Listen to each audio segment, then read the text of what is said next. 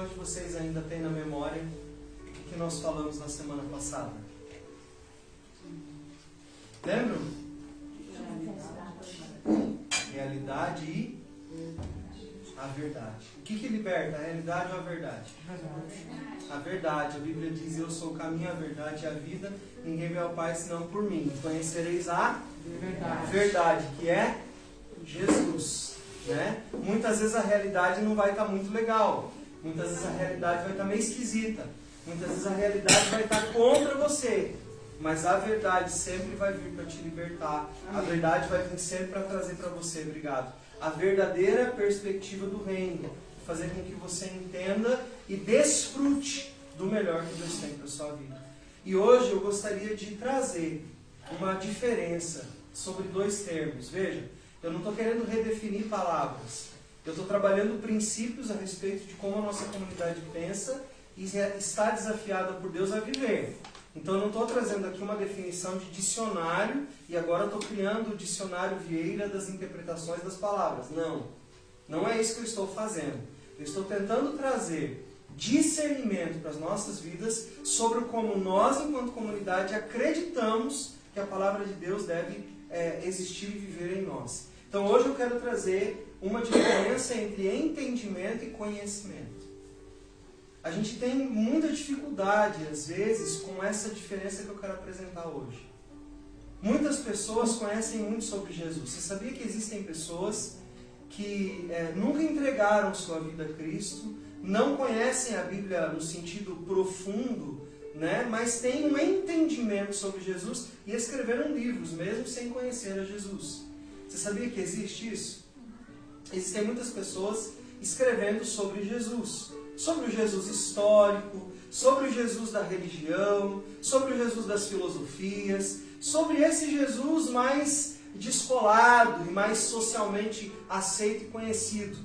E também é certo dizer que nossa sociedade, nosso tempo, nossos colegas e amigos, cada um deles tem o seu Jesus particular.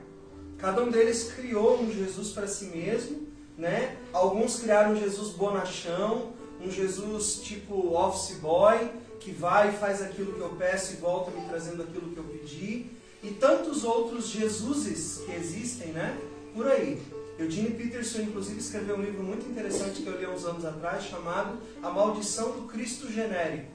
Eu super recomendo a leitura dele, é um livro um tanto extenso, mas eu amo a leitura daquele livro, que ele fala exatamente desses Jesuses que cada um de nós criamos para nos agradar e que foi destituído de sua verdadeira identidade original, a sua maneira de ser, sua maneira de ver e de ouvir. Enfim, existe um Jesus bíblico, existe um Jesus que as pessoas inventaram para suprir suas necessidades, para acomodar os seus desejos e se sentirem mais confortáveis. Mas não é esse muitas vezes que é o Jesus que o Evangelho faz. E nós estamos vivendo um tempo tão complicado que também acontece isso a nível de igreja. Muitas pessoas têm muito entendimento sobre quem é Jesus. Muitas pessoas foram alcançadas na sua mente sobre quem é Jesus. E convivem entre aqueles que creem em Jesus. Mas não têm um conhecimento mais profundo sobre de fato quem é. Não o conhecem de verdade. Uma coisa é você entender quem Jesus é, outra coisa é você conhecer quem Jesus é. Conhecer quem Jesus é nos faz olhar para a intimidade, nos faz olhar para algo mais profundo, nos faz desejar conhecer mesmo de fato seu pensamento, seu jeito de amar, seus desejos, suas expectativas em relação ao nosso chamado enquanto igreja, como nós deveríamos viver, o que nós deveríamos fazer, em que nós deveríamos acreditar. Esse é o Jesus que nós devemos conhecer. E eu quero colocar a palavra conhecer aqui no sentido de intimidade. E por isso que entendimento nesse aspecto é muito diferente de conhecimento. Na Bíblia, muitas vezes, você vai ver quando um homem se casa com uma mulher, a Bíblia diz assim: e conheceu fulano de tal a sua esposa. O que quer dizer esse conheceu? Está falando de intimidade, está falando da relação íntima entre um homem e uma mulher. Ou seja, aquela intimidade que só é conhecida no secreto. ele está falando sobre isso. E quando a Bíblia fala sobre conhecer Jesus, claro que ela não está falando no sentido carnal e sexual, mas ela está falando no sentido de intimidade. Ela está falando sobre ter um relacionamento íntimo com Jesus, a ponto de ele conhecer exatamente quem eu sou. A ponto de eu conhecer os pensamentos e as direções e os sussurros e as coordenações de Jesus a respeito de quem eu sou e da maneira como eu devo viver e do jeito que eu devo viver. E para isso nós precisamos começar a alimentar a nossa mente com conceitos que a palavra de Deus vem trazendo para nós. E no nosso tempo é muito comum dizer que nós temos que capacitar e treinar as pessoas. Que nós temos que, através do Evangelho, capacitar e treinar e deixar as pessoas afiadas e prontas, quando na verdade o Evangelho veio para nos ensinar e nos educar, não para nos capacitar e para nos treinar. Por que existe diferença entre essas coisas? Capacitar é dar para alguém uma ferramenta para ele desempenhar bem uma função. O reino de Deus não é te dar a ferramenta para você desenvolver uma função e alcançar um resultado. O reino de Deus é para educar você. O reino de Deus é para trazer para você uma educação espiritual. O que é uma educação espiritual? É fundamentar a sua forma de pensar, o seu jeito de agir e de amar e de enfrentar situações e de levar as pessoas a verem através de quem você é, que Jesus vive em você. Quando nós encontramos crianças mal educadas e crianças bem educadas, o que nós estamos querendo dizer? Que algumas crianças sabem exatamente seus limites, sabem se comportar, sabem se portar diante de uma situação. E quando nós vemos que uma criança é mal educada, é porque ela não liga para ninguém, ela não respeita ninguém. Se o pai e a mãe dizem não, ela se joga no chão, não é? Isso tudo é parte de quem nós somos ou de quem nós não deveríamos mais ser. E quando nós somos educados, ensinados pelo Evangelho, ele vai nos ensinar, ele vai nos educar a fazermos algumas coisas. E tem uma coisa bem importante do Evangelho dos nossos dias que está sendo esquecida, que está lá em Tito 2, 11 e 13, diz assim, porque a graça, veja bem gente, olha que interessante, é um texto que está falando sobre graça. E olha o que o texto diz, porque a graça de Deus se manifestou salvadora de todos os homens. E ela nos ensina a renunciar à impiedade e às nossas paixões mundanas. O que a graça nos ensina mesmo? Segundo o texto de Tito, a renunciar. Renunciar o quê? As nossas paixões e impiedade mundanas. Então a graça não vem para te dar liberdade para você fazer o que você quer. A graça vem para te ensinar exatamente o que você precisa deixar. Você não acha isso interessante? Por isso que a gente precisa ler a Bíblia, né? Não é lindo a gente descobrir que a graça de Deus veio para nos ensinar que nós devemos deixar nossas paixões carnais, nossa impiedade. A graça vai nos ensinar a deixar isso de lado. A graça de Deus, ela é didática. A graça de Deus é ensinadora. A graça de Deus é educadora do nosso procedimento, da nossa maneira de agir, de pensar e de sentir. É a graça de Deus que faz isso em nós. Não é só o entendimento sobre algo. É mais profundo do que isso. E para conhecer a graça de Deus, nós temos que ter intimidade com Jesus. Porque é através de Jesus que essa graça toma forma em nós. Foi Ele, de uma maneira definitiva, que liberou sobre nós a graça que vence o pecado.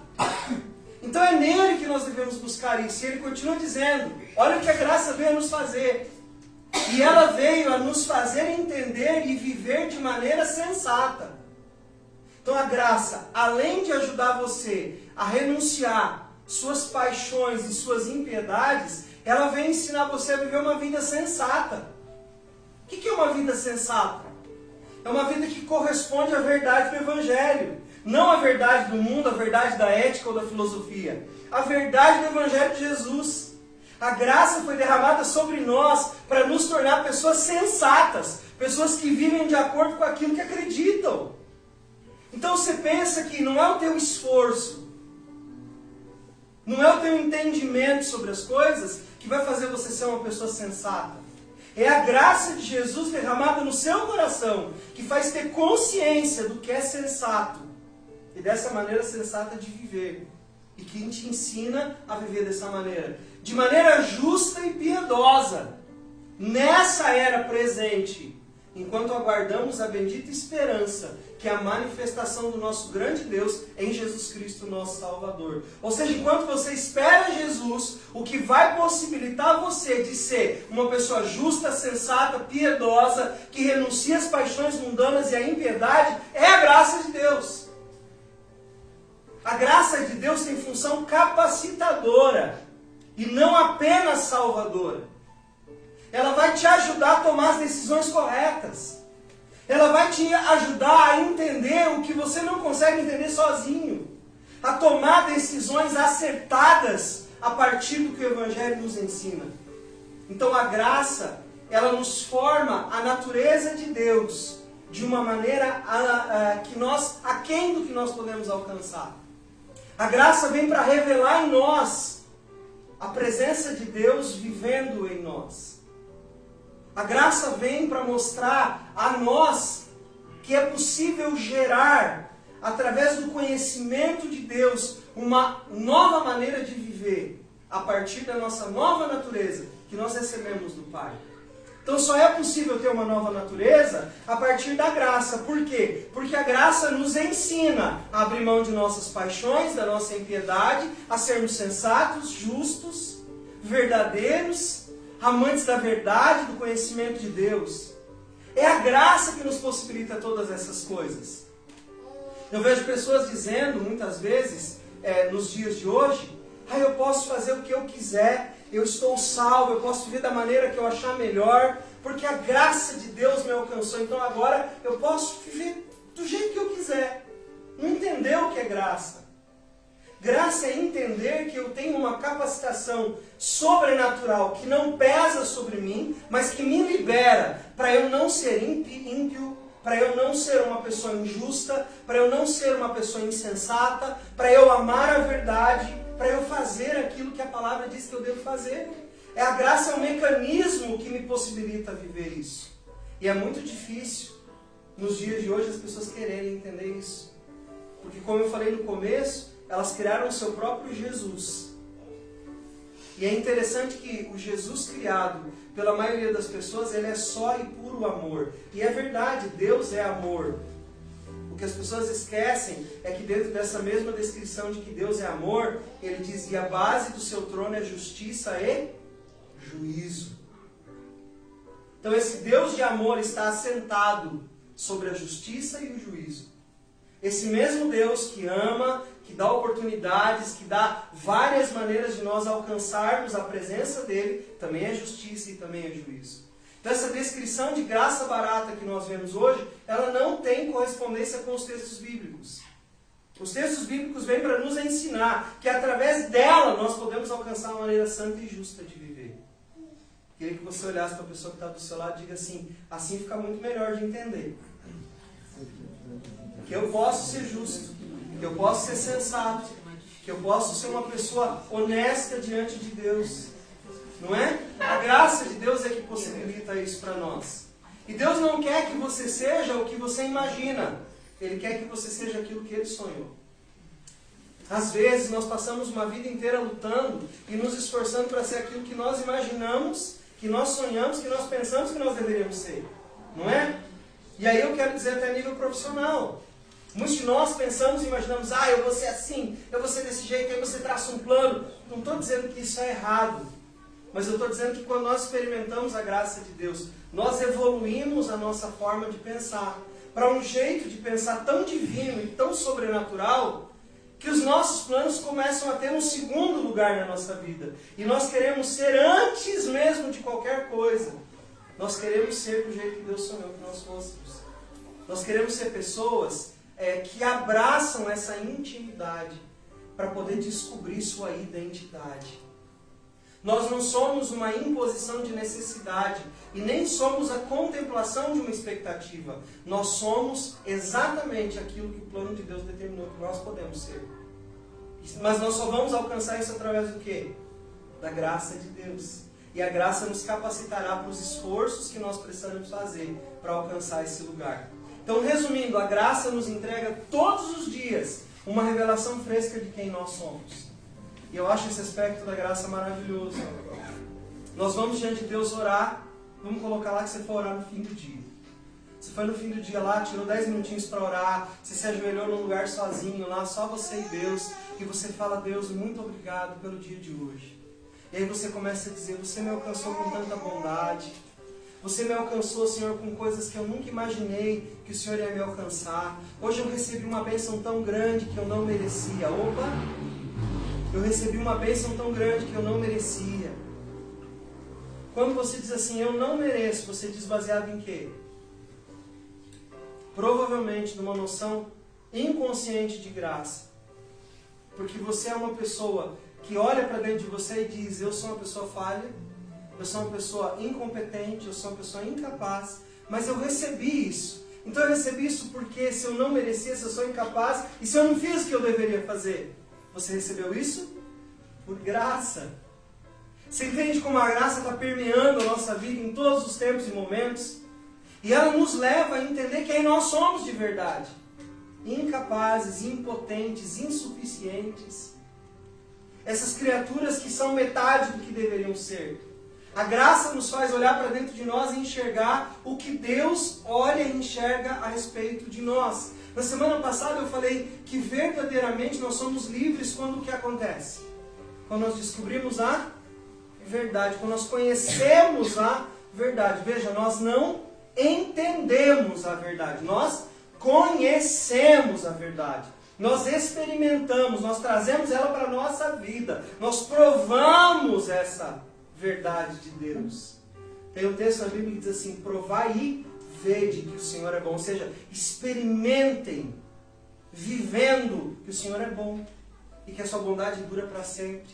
E que ela é de geração em geração. Experimentem isso, vivam isso. Tragam isso para a vivência de vocês. Deus é bom, gente. Leve isso para a vida. Leve isso para o entendimento. Traga isso para dentro do seu dia a dia, do seu cotidiano, daquilo que você vive, dos dias que você passa nessa terra. Traga essa consciência de que Deus é bom. Não fique olhando apenas para as suas necessidades a serem satisfeitas. Mas experimente essa liberdade, essa virtude que nós temos, que foi liberada por Deus em Jesus. Nós fomos declarados livres. O que é ser declarado livre? O que é ser declarado livre? Alguém disse que nós somos livres. E depois de dizer que nós somos livres, o que nós temos que fazer agora? Nós precisamos viver essa liberdade. E essa liberdade nós vivemos através de uma chave que nós aprendemos na semana passada. Qual é a chave para viver a verdade? Qual é a chave, gente, para viver a verdade? Estou esforçando vocês hoje, né? O culto é para isso, é para esforçar os crentes. Olha para o lado e diz assim: irmão, o culto é para esforçar você mesmo. Amém? Pode dizer aí, sem medo. É o pastor que está mandando você dizer qualquer coisa, depois a pessoa briga comigo. A chave para viver a verdade é a intimidade, gente. Né? É você ir lá para a palavra, na intimidade com Deus. E você poder trazer ela para a sua vida, ainda que ela te confronte, ainda que às vezes te machuque. A verdade vem para nos libertar. E ela vem através da intimidade. E a Bíblia diz: o reino de Deus é lugar de vida e de comunhão. E Ele precisa da nossa luz, ou mesmo, Ele determinou que a nossa luz brilhe dentro dessa casa para alcançar quem? Você mesmo. Para alcançar a sua escrivaninha? Para alcançar a sua biblioteca? O que a Bíblia está falando nesse texto de Marcos 5? Que é para iluminar a quem essa candeia colocada no lugar correto? A todos que estão na casa. Então, quando a gente fala de deixar a luz brilhar em casa, a gente está falando de deixar a graça de Deus que flui no nosso coração e nos ensina a ser sensatos, piedosos, verdadeiros, que nos ensina a amar a Deus e iluminar a vida do nosso irmão que está em casa junto conosco. Eu vivendo aquilo que a palavra de Deus está dizendo, eu vou iluminar a vida da Lana, eu vou iluminar a vida do Diego, eu vou iluminar a vida do Mário, eu vou iluminar a vida da Ingrid. na comunhão que eu tenho com eles. Eu vou ser luz.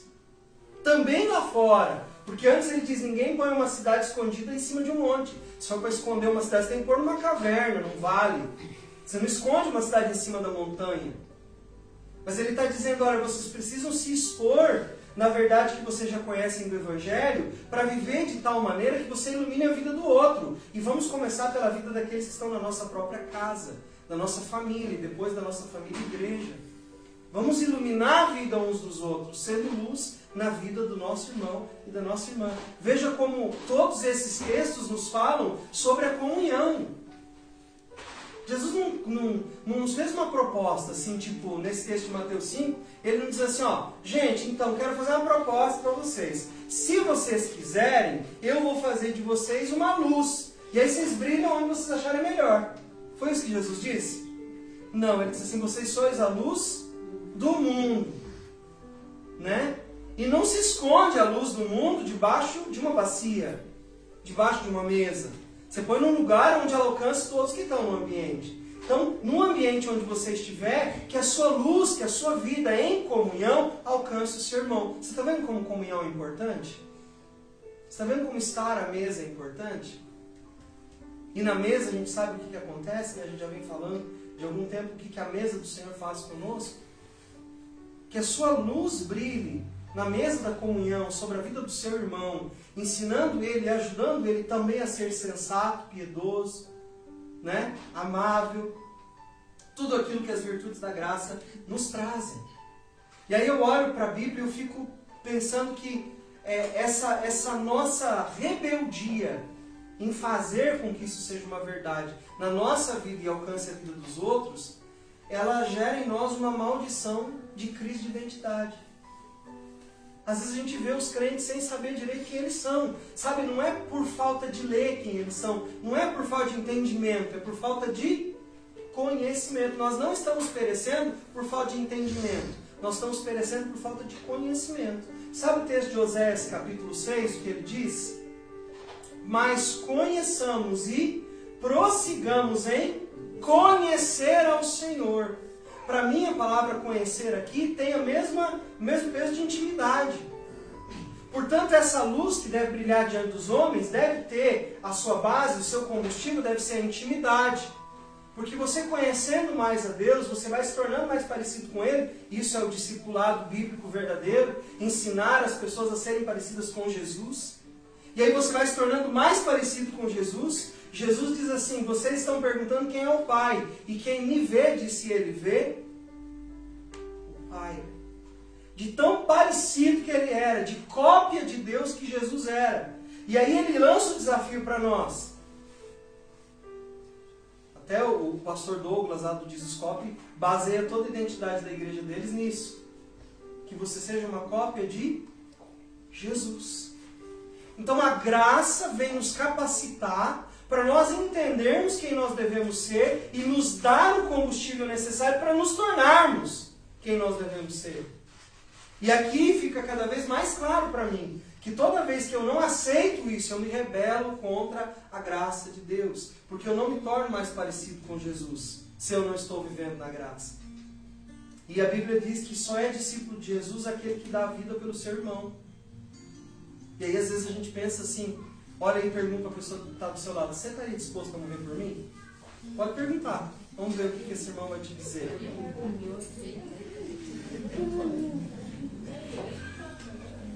Estaria disposto a morrer por mim? Essa pergunta já foi feita muitas vezes para mim, dentro desse texto. Dar a vida. Mas dar a vida não tem só sentido de morte não, gente. Tá? Dar a vida pelo outro não significa morrer pelo outro só. Dar a vida pelo outro significa, se o outro te ligar no meio da noite, porque ele está passando por uma encrenca em casa, você largar o seu sono, indo trabalhar no outro dia 6 da manhã, para ir na casa do outro de madrugada e dizer, eu estou aqui para te ajudar, porque eu sou seu irmão, eu amo você, e a Bíblia diz que eu tenho que estar disposto a dar a vida pelo meu irmão. Então dar a vida não é só morrer pelo outro. Olha pela pessoa que está do seu lado e diz assim, ainda bem, né? Eu não sei se é ainda bem ou se é Deus me livre. Não é? Porque dar vida no sentido de morte é porque todos vão estar numa encrenca de alguma forma. E aí no momento da encrenca você decide lá. Agora a Bíblia está nos desafiando a algo maior. É no momento que o outro precisa de nós. Nós abrimos a mão da nossa vida para viver com o outro. Abrir mão do que eu quero para mim, para poder ajudar o outro. É abrir mão da minha razão pela razão do meu irmão. A Bíblia diz: prefiram e honram uns aos outros, que o outro seja preferido em relação a você. E aí eu pergunto para você, era mais fácil morrer, né? Do que viver isso no dia a dia. Do que trazer isso para o nosso ambiente de vida. A natureza de Cristo gerada em nós nos faz dar a vida pelo outro. Nos faz doar a vida. Não é só doar a morte para o outro. É doar o dia a dia, doar a vida, é se preocupar. É se mover em relação à necessidade do outro. Através da graça eu consigo fazer isso. Para isso eu tenho que ter minha identidade moldada por Jesus. Como é difícil a gente fazer isso. Como é difícil a gente encarar essa verdade. Como é difícil viver assim. Eu não estou dizendo que você tem que ser perfeito e que você vai fazer isso exatamente como a Bíblia está dizendo, que você é um crente dotado da graça, então você não vai errar mais. Não. Eu estou dizendo que no que for possível, no que depender de você, você vai se esforçar para viver as verdades da palavra o máximo que você consegue. E eu tenho dito isso, eu sei que isso é bem difícil, mas eu vou continuar macetando isso na cabeça de vocês quanto eu puder. Se for para errar, que seja entre nós. Para que haja perdão e a gente continue a caminhar junto. Se você não entender isso, teu lugar não é aqui. Nós precisamos entender isso. Que nós vamos errar um com o outro. Lana, você vai errar comigo, eu vou errar com você. E se a gente não for capaz de consertar isso e continuar vivendo junto, então nós não entendemos o que é a graça. Ela não vive na sua expressão maior entre nós. Porque isso é a comunidade dos discípulos. Você acha que os apóstolos concordavam com tudo que eles falavam um com o outro? Que eles eram assim, amigão do peito, assim, ó. Tudo que nós falamos aqui, nós concordamos com tudo, nós é brother. Você acha que era assim? O que aconteceu com o Paulo e com o Pedro no primeiro encontro que eles tiveram? Arranca rabo, gente. Atrito, treta das brabas. Não, porque você está falando isso da mesa e eu vou te resistir porque o que você está falando não é certo. E para alguém ter escrito isso é porque eles fizeram isso na frente dos outros. Alguém viu, além dos dois. E escreveu lá, olha, tem uma treta entre os apóstolos aqui, eles tiveram um desentendimento razoável. Se fosse um comentarista do nosso tempo, diria, o Pedro ficou até vermelho. As orelhinhas do Pedro ficaram, né? Vocês precisavam ver os olhos do Paulo. O Paulo estava com os olhos vermelhos de raiva. Porque eram gente como nós. Mas o que acontece depois? Pedro e Paulo nunca mais se falam. Eles continuam sendo apóstolos, continuam sendo discípulos, continuam sendo irmãos. Porque continuam dividindo a mesa, continuam dividindo o coração, as intenções, os sacrifícios, as provações, orando um pelo outro. Eles continuam sendo discípulos e amigos um do outro. Eu acho interessante quando a Bíblia nos diz assim, que tem a situação do Paulo com o João Marcos lá, né? E o Paulo diz, eu não quero saber desse cara, é um frouxo. Eu viajo, o cara fica pedindo capa, pedindo os negócios aí. Não quero mais levar comigo, só trouxe tribulação nessa viagem. O Barnabé vai lá e fala, Paulinho, não faz isso não, Paulinho. Isso aí não é certo. Você viu o jeito que eu tratei você? Eu amei tanto você, você pisou na bola, eu fui lá, estou com você. Por que você está fazendo isso com o João Marcos? A Bíblia não fala, mas eu acho que o Barnabé deu uma ensaboada lá no Paulo, né? E depois aparece um Paulo tão diferente, não aparece? Ele disse, estou viajando aqui e tal, estou nessa cidade difícil, estou passando por umas coisas meio complicadas aqui, né? Preciso que vocês mandem uma capa minha que eu esqueci não sei aonde. Preciso que vocês mandem aí também um rolo, né, que eu deixei por aí, um livro que eu deixei por aí, uma palavra que eu deixei aí e tal. E assim, ó, se vocês forem mandar alguém para me trazer, manda o João Marcos. Cara, você não queria mais viajar com o cara. Agora você está mandando ele vir, onde você está? E ainda sabe o que ele escreve? Porque ele me é muito útil. Ou seja, ele já provou, pela maneira de viver dele, que ele é um cara bom. Eu que estava enganado. Fui eu que falei coisas sobre ele que eu não deveria falar. Ele é um homem bom. Então traz ele. Traz esse homem bom comigo. Para me ajudar no Evangelho, né? Em nome de Jesus. Traz ele para junto de mim. Faz que ele venha experimentar essa caminhada que nós estamos experimentando. Deixa ele vir, manda ele para mim. Então essa graça que transforma a maneira como eu lido com os outros, mesmo quando eu erro, mesmo quando eu tenho problemas. Eu acho que a gente tem a responsabilidade de iluminar esse mundo, como diz o texto, que a vossa luz brilhe diante dos homens. E eu tenho visto muitas pessoas que têm entendimento da verdade e são escravos do seu próprio entendimento. Elas não se tornaram pessoas capazes de, através da revelação do Evangelho de Cristo, viverem num conhecimento mais profundo de Deus. Elas se tornaram escravos de um entendimento sobre algo, mas não conseguiram trazer esse entendimento para a prática das suas vidas. Olha só que interessante. Mateus diz assim, Mateus 7, nem todo aquele que diz Senhor, Senhor, Senhor entrará no reino dos céus, mas apenas aquele que faz a vontade do meu Pai que está nos céus. Veja que interessante. Muitos profetizaram em meu nome, expulsaram demônios, realizaram milagres, e eu lhes direi certamente, nunca conheci a vocês. Vocês praticam o mal. Então, dentro desse contexto, não conheci vocês, vocês praticam o mal. O que é praticar o mal? É ter entendimento de uma verdade, mas não lançar ela para o nível da intimidade que nos faz ter o que é necessário para a gente poder tornar aquilo uma verdade. Eu espero que a gente não seja esse tipo de pessoa. Eu espero que nós não sejamos esse tipo de gente que faz com que isso aconteça na nossa vida e muitas vezes desviem os outros do caminho da verdade, do caminho da intimidade. Eu queria dizer para você que é para você conhecer Jesus o suficiente para lidar com aquilo que você não entende, porque você conhece a Ele o suficiente. Se você conhecer Jesus o suficiente, você vai saber lidar com aquilo que você não entende. Quantos de vocês lutam contra coisas que vocês não entendem direito? Tem coisas que você diz assim, eu não entendo isso. Eu não consigo entender como essa pessoa sabe tanto e não consegue mudar. Você fica tentando entender, pensando nos outros. Conheça tanto Jesus que aquilo que você não entende não faça diferença na sua vida. Não faça diferença no seu dia a dia.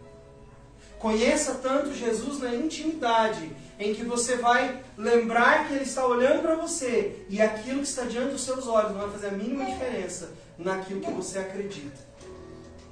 Sabe o que é interessante? Muitos crucificaram Jesus não porque acreditavam que Ele era o líder de uma seita ou porque Ele servia Satanás. Jesus foi crucificado, inclusive pelos fariseus. Sabe por quê, gente? Porque aquele Jesus que estava diante deles não correspondia ao Jesus que eles acreditavam que tinham que vir. Não é porque Jesus era filho de Beelzebul, porque Jesus era um demônio encarnado, porque Jesus falava coisas que não eram verdades, não. É porque Jesus não correspondia às expectativas deles. Por isso eles o crucificaram. A gente sabe que ele foi crucificado por um bem maior, mas no entendimento deles, Jesus devia ser crucificado porque ele não correspondia aos seus ideais e às suas perspectivas. Sabe, muitas vezes nós temos vivido fora da graça de Deus e não temos aumentado a nossa intimidade com Jesus porque o Jesus da nossa expectativa é muito diferente do Jesus que a palavra diz que ele é. E aí você fica frustrado com o Jesus que você conhece por causa das suas próprias falsas expectativas a respeito de quem Jesus é de verdade. Por isso que nós nos frustramos com Deus. Por isso que nós nos decepcionamos com Deus. Porque Deus é, na verdade, muito diferente daquilo que nós idealizamos que Ele fosse. Nós queríamos um Jesus que, quando nós orássemos, Ele dissesse, tá bom, meu filho, toma aqui. 2 milão para você. Para cobrir o fundo da sua conta. Toma aqui, você nunca vai ficar doente fisicamente. toma aqui o seu carrão, toma aqui sua casona, toma aqui o seu bem-sucedido, socialmente falando. Esse é o Jesus que muitos construíram. E por isso muitos estão decepcionados com a igreja. Porque idealizaram um Jesus e um Deus diferente do que de fato Ele é. Às vezes, buscar a Deus exige de nós muita renúncia das nossas próprias expectativas. E nós passamos a viver baseados no que a palavra de Deus diz, que é muito diferente das nossas expectativas. Paulo diz assim, vocês foram gerados em Jesus. O que Paulo está querendo dizer isso? Que nós fomos gerados em Cristo.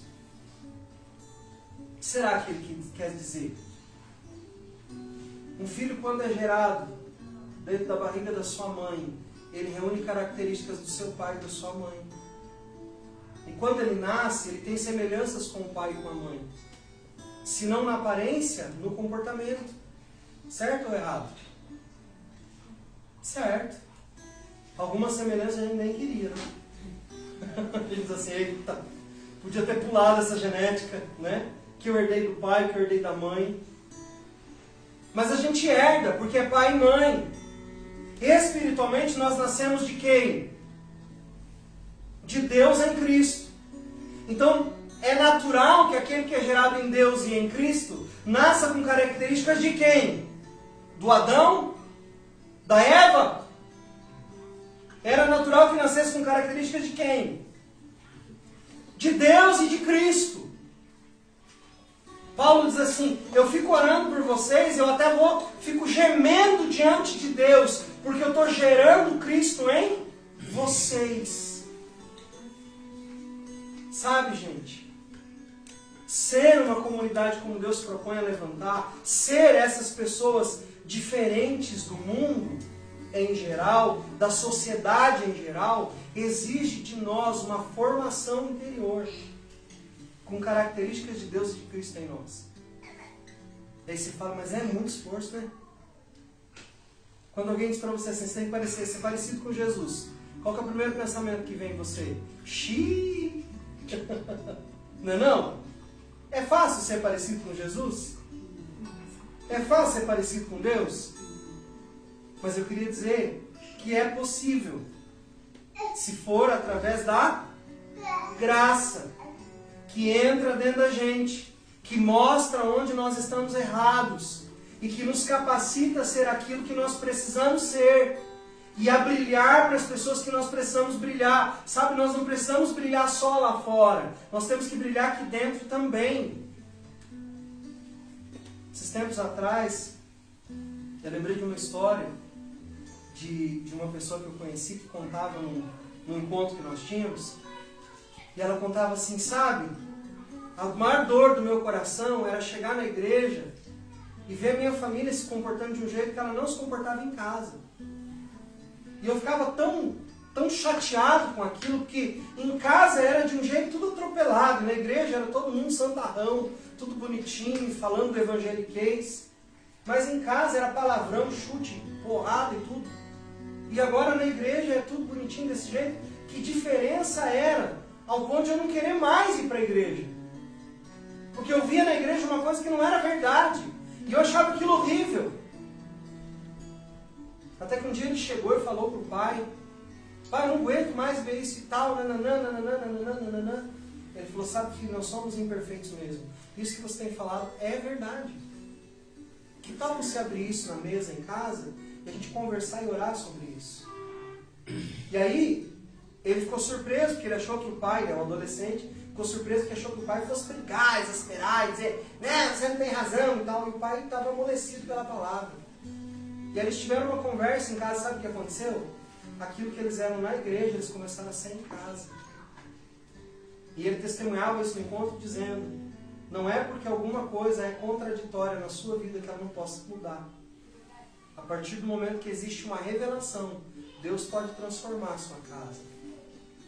E eu quero dizer, a partir desse momento que você está ouvindo essas palavras, e eu tenho bombardeado vocês nas últimas 3 semanas, pelo menos, com temas muito ligados um ao outro, mas desenvolvidos de uma forma diferente, com assuntos importantes e diferentes.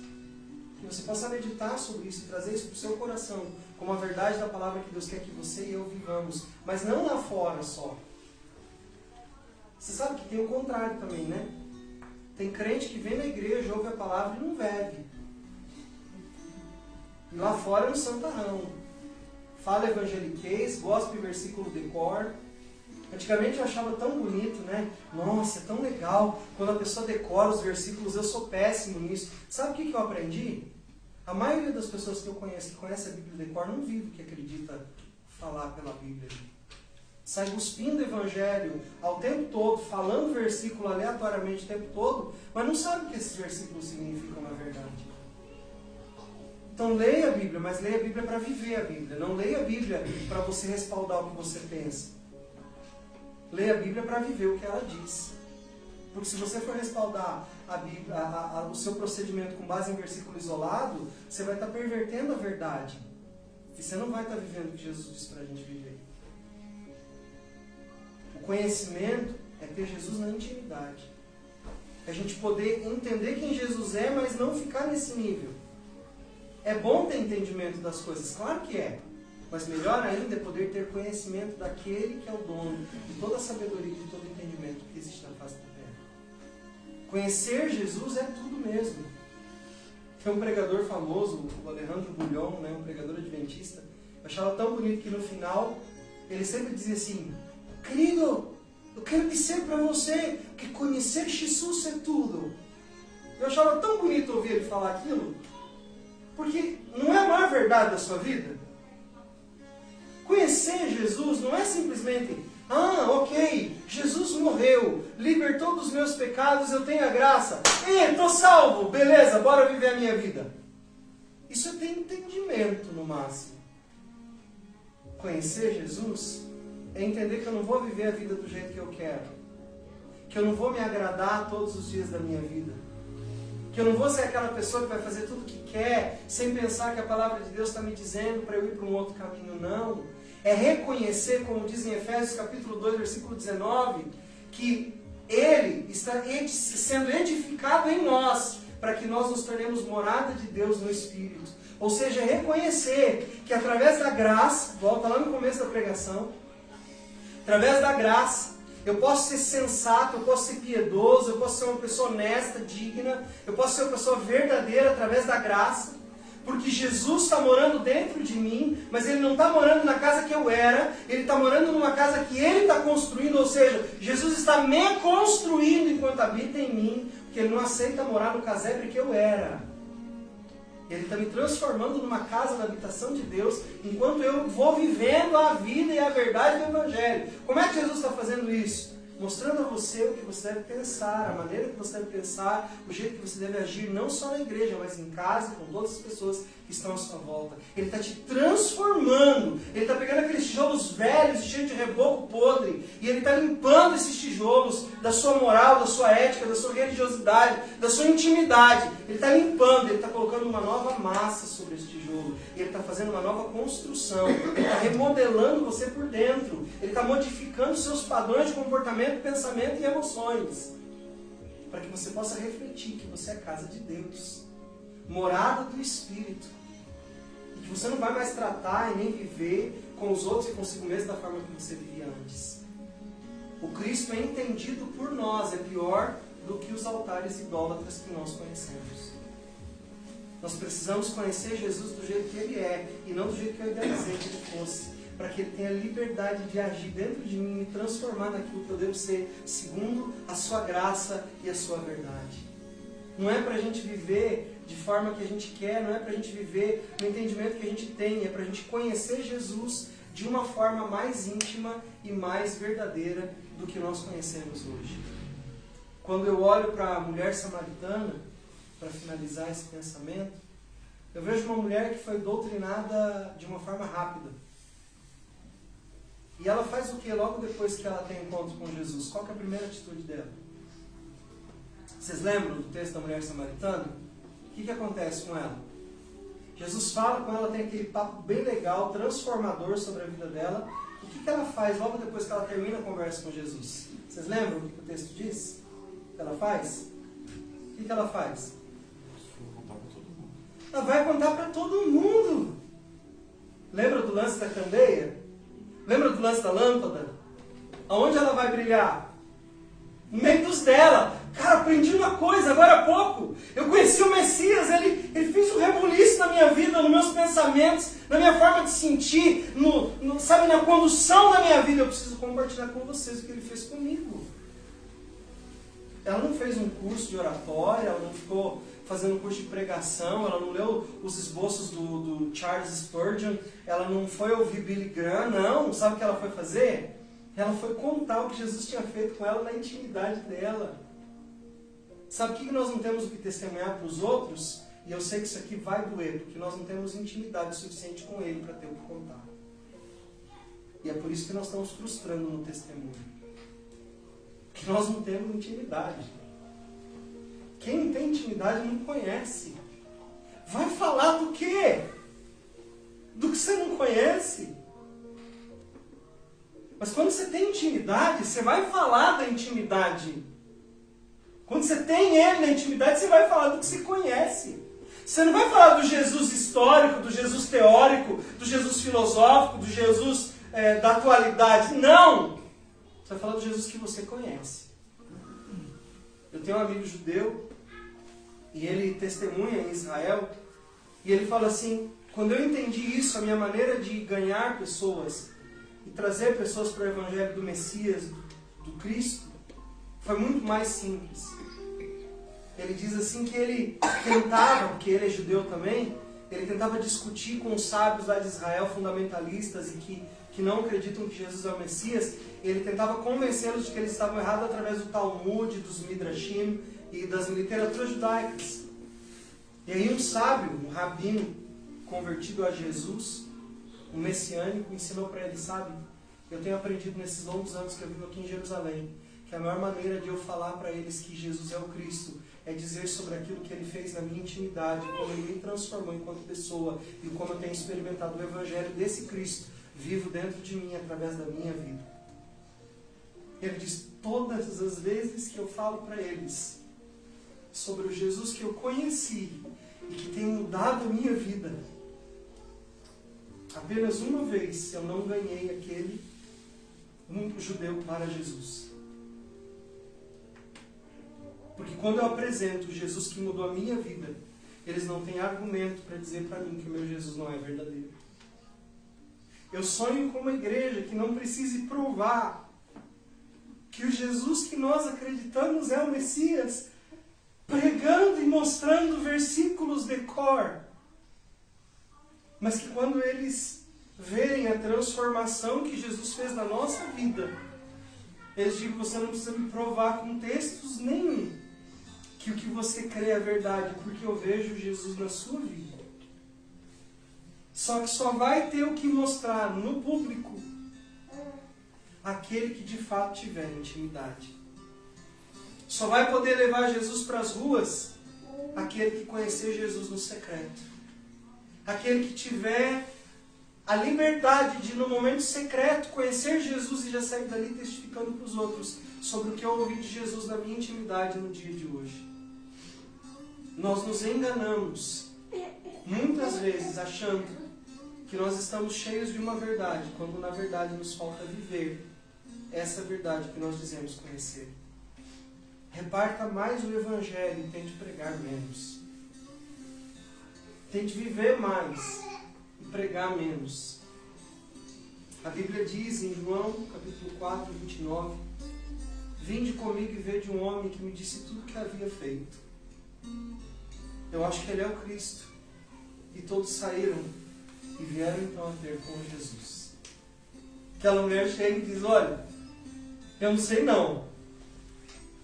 Pode ser até que não seja, mas, sabe, eu tive um encontro íntimo com ele agora há pouco aqui e, cara, ele transformou a minha vida. Ele falou de coisas que ninguém sabe sobre mim. E o que ele falou mudou o meu interior. O que as pessoas disseram?